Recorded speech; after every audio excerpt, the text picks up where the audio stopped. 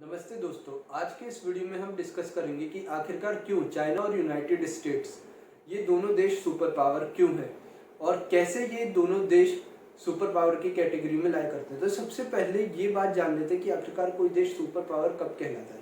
तो कोई भी देश सुपर पावर तब कहला सकता है अगर उस देश का मैसिव ग्लोबल इन्फ्लुएंस हो और इतना ज़्यादा उसका ग्लोबल इन्फ्लुएंस हो कि उस देश के बिना ग्लोबल टॉक्स पॉसिबल ना हो, उस देश के बिना ग्लोबल डिसीजंस ले पाने मुश्किल हो जाए और उस देश का इतना ज़्यादा इम्पैक्ट हो कि अगर वो देश कोई डिसीजन ले दे तो उसका मैसिव वर्ल्ड वाइड इम्पैक्ट हो। अब ऐसे दो देश मैंने क्लासिफाई किया, वो है चाइना और यूनाइटेड स्टेट्स। अब आखिरकार क्या कैटेगरीज हैं जिनकी वजह से ये दोनों देश ग्लोबल सुपर पावर कहला सकते हैं, या क्या क्राइटेरिया ग्लोबल सुपर पावर का। तो बहुत सारे क्राइटेरिया हैं जिनके बेसिस पे किसी देश को ग्लोबल सुपर पावर कहा जा सकता है, लेकिन जो मेन 4 क्राइटेरियाज हैं वो आज मैंने इस वीडियो में कंपाइल किए हैं। तो चलिए शुरू करते हैं। Number 1, army strength. अब आर्मी स्ट्रेंथ मुझे बहुत ज़्यादा इंपॉर्टेंट एक ग्लोबल क्राइटेरिया लगता है सुपर पावर के हिसाब से। क्यों? क्योंकि आर्मी के बलबूते पे कोई भी देश अपनी बात मनवा सकता है किसी दूसरे देश से, प्रेशर एक्सर्ट कर सकता है किसी भी देश से। वो ये कह सकता है कि आपको ये चीज़ फॉलो करनी, नहीं तो वो अपनी आर्मी डिप्लॉय कर देता है। ऐसा यूनाइटेड स्टेट्स कर भी चुका है, सैंक्शंस लगा देता है वो देश। वो तो इकोनॉमी के दम पे, लेकिन यहाँ पे आर्मी की जो बात हो रही है तो आर्मी एक्शन ले सकता है वो देश। तो अभी जो हम आर्मी की बात करें तो इधर आप आर्मी रैंकिंग चेक कर सकते हैं। नंबर 1 पे आती है यूनाइटेड स्टेट्स की, नंबर 3 पे आती है चाइना की। अब आप कहेंगे नंबर 2 पे रशिया की, तो रशिया को क्यों नहीं सुपर पावर में कंसिडर किया मैंने। रशिया एक बहुत इंपॉर्टेंट ग्लोबल पावर है, मैं आपको अभी बता देता हूँ, लेकिन उसे ग्लोबल सुपर पावर में क्यों नहीं कंसिडर किया मैंने, वो हम आगे जानेंगे। तो दूसरे अपने क्राइटेरिया की ओर बढ़ते हैं, और दूसरा क्राइटेरिया इंटरनेशनल कंपनीज। जिस देश की जितनी ज़्यादा इंटरनेशनल कंपनीज होंगी ना, जितनी ज़्यादा उसकी इंटरनेशनल प्रेजेंस होगी, तो उतना ही वो एक देश एक सुपर पावर की स्टेटस पे रीच होगा। क्यों? क्योंकि अगर किसी देश के पास कंपनीज है जो कि ग्लोबली एक्सपोर्ट कर रही है सामान, तो उसका एक ग्लोबल प्रेजेंस बन जाता है, और ग्लोबल प्रेजेंस के साथ वो अपना कल्चर भी प्रमोट कर रहा होता है, ग्लोबली अपने आप को रिप्रेजेंट करा रहा होता है उन कंपनीज के थ्रू। तो आपको अब यूनाइटेड स्टेट्स की और इसका एग्जाम्पल लेके चलते हैं। तो सबसे पहली चीज़ आप यूनाइटेड स्टेट्स की नोटिस की, बहुत सारी कंपनीज उनके वर्ल्ड वाइड ऑपरेट करती हैं। इधर आपको एक लिस्ट दिख गई होगी कंपनीज की। तो सबसे पहले बात कर लेते हैं आखिरकार कितनी सारी कंपनीज हैं इनकी। एप्पल हो गया, अमेजोन हो गया, माइक्रोसॉफ्ट, गूगल, अमेजोन, तमाम सारी कंपनीज हैं। मतलब मैं नाम लेते लेते थक जाऊंगा। कोका कोला, पेप्सिको, आप मतलब अंदाजा नहीं लगा सकते। और काफी सारी तो बैकडोर के थ्रू है, जैसे वॉलमार्ट फ्लिपकार्ट के थ्रू इंडिया में, और इनकी काफी सारी इन्वेस्टमेंट फर्म्स इंडिया में इन्वेस्ट करती हैं। तो काफी सारी तो इनकी कंपनीज बैकडोर के थ्रू है, काफी सारी सामने सामने है जो आपको सामने सामने दिख जाएंगी।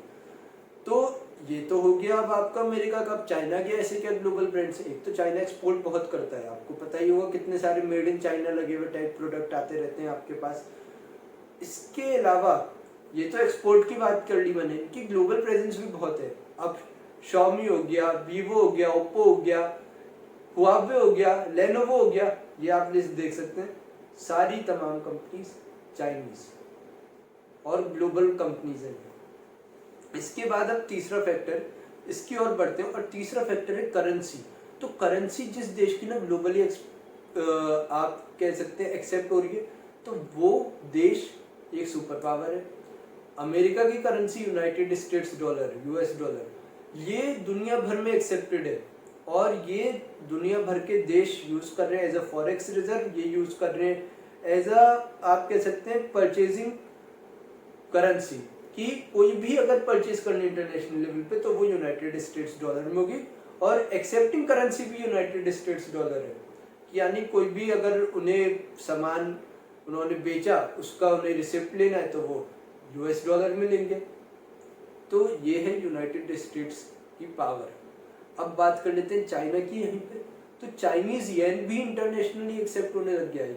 सऊदी अरेबिया ये चाइनीज येन अब एक्सेप्ट करने लग गया है। तो इन्होंने अपनी करेंसी को इंटरनेशनली एक्सेप्ट कराना चालू कर दिया चाइना ने भी।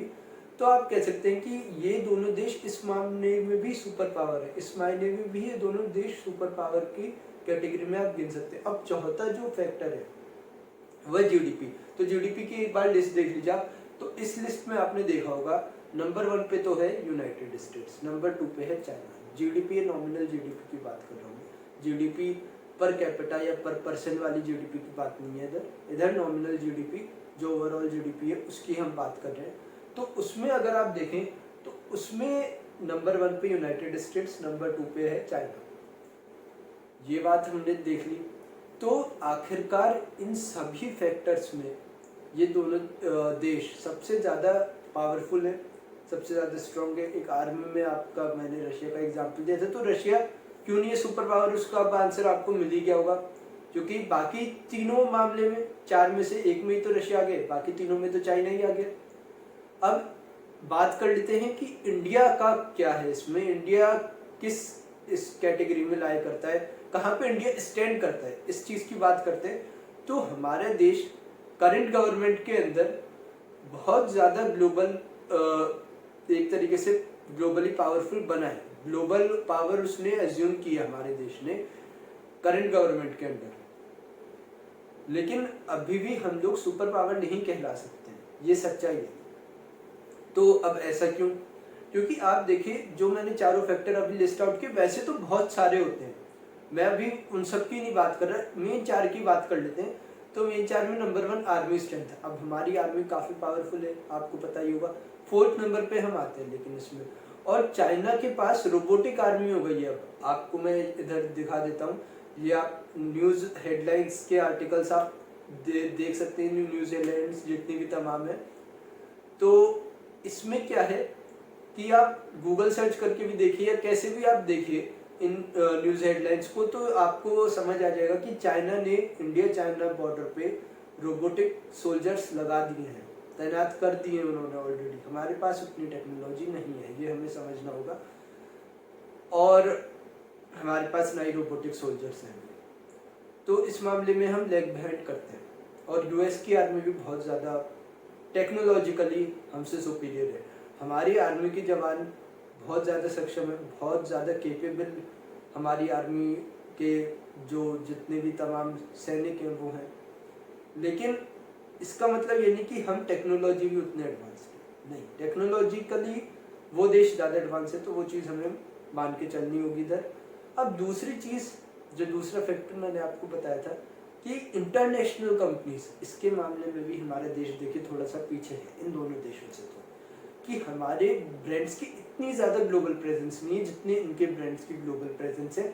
हमारा देश, जो हमारे देश के ब्रांड्स हैं वो इंडिया में ही ज़्यादा डील करते हैं, ये आपको बात समझनी होगी कि एक्सपोर्ट जो है रॉ मटेरियल का हम ज़्यादा करते हैं, फिनिश्ड गुड्स का हम एक्सपोर्ट उतना नहीं करते। अच्छा, अब तीसरी बात, ये दो बात करनी मैंने।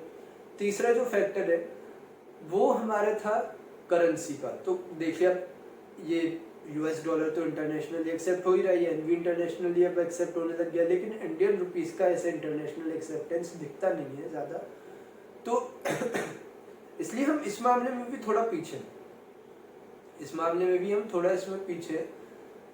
अब अगर चौथा फैक्टर इसकी हम बात कर लें, जीडीपी, तो जीडीपी में अभी आप देख रहे होंगे कि इंडिया 5th या 6th रैंकिंग पे है, और चाइना यूएसए ये 1st और 2nd पे, यूएस 1st पे, चाइना 2nd पे, इंडिया 5th और 6th पे ये रैंकिंग पे अभी जूझ रहा है। तो वो रैंकिंग और क्लियर हो जाएगी जब एक तरीके से 2022 की भी रैंकिंग आएगी, तब आप उस रैंकिंग को चेकआउट कर सकते हैं। वो शायद अगले साल आएगी अब जीडीपी की रैंकिंग सही से, क्योंकि कोविड टाइम्स भी हो गए थे, आपको पता ही है, तो उस सब में रैंकिंग इफेक्ट हुई है देशों की। खैर, बहरहाल मैंने आपको बता दिया कि इंडिया कहाँ कहाँ पीछे है। तो इन्हीं फैक्टर्स में अगर हम आगे कर लेते हैं अपने आप को, तो हम एक ग्लोबल सुपर पावर बनने की ओर आगे बढ़ सकते हैं। इसमें बहुत सारी चीज़ें और हैं। यूनाइटेड स्टेट्स तो बहुत सारी चीज़ें कर रहा है, उससे हम बहुत सारी चीज़ें सीख सकते हैं कि वो क्या क्या कर रहे हैं। ऐसी चाइना से भी बहुत सारी चीज़ें सीखी जा सकती है, किसी से सीखने में कोई बुराई नहीं है। जहाँ पे वो लोग गलत कर रहे हैं वो सीखने की ज़रूरत नहीं है, वो क्यों सीखना है। तो जो अच्छा है वो अडॉप्ट कर लेंगे, जो बेकार है वो उन्हीं में रहने देंगे। और मुझे ये भरोसा है कि करंट गवर्नमेंट जो है वो बहुत अच्छा काम कर रही है, और करंट गवर्नमेंट में मुझे एक कॉन्फिडेंस है कि ये लोग आगे भी देश को अच्छा ग्रो कर सकते हैं।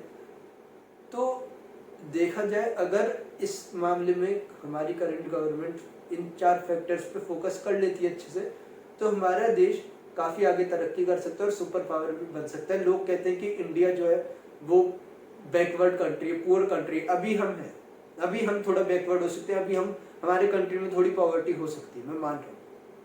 लेकिन ऐसा नहीं है कि हम सुपर पावर नहीं बन सकते, क्योंकि चाइना भी बना है, यूनाइटेड स्टेट्स भी बना है। जब ये देश बन सकते हैं तो हम क्यों नहीं बन सकते? और हमारे देश में जो कमियां हैं वो हम मिटा सकते हैं। ऐसा कुछ नहीं है किसी ने कह दिया कि India will never be a super power तो आप उसकी बात में मान लीजिए। मैं आपसे एक चीज़ कह रहा हूँ, अगर हमें अपने आप में कॉन्फिडेंस नहीं होगा तो हम आगे तरक्की कैसे करेंगे? तो एक हमें कॉन्फिडेंस रखना है, और एक हमें कॉशियसनेस भी रखनी है, एक हमें वर्ल्ड व्यू भी लेके चलना है कि बाकी देश में क्या हो रहा है। तो आज के वीडियो में इतना ही। अगर आपको ये वीडियो इन्फॉर्मेटिव लगा हो तो वीडियो को लाइक कर दीजिएगा और चैनल को सब्सक्राइब कर दीजिएगा। और इसी के साथ आज के वीडियो में इतना ही। मिलते हैं अगले वीडियो में।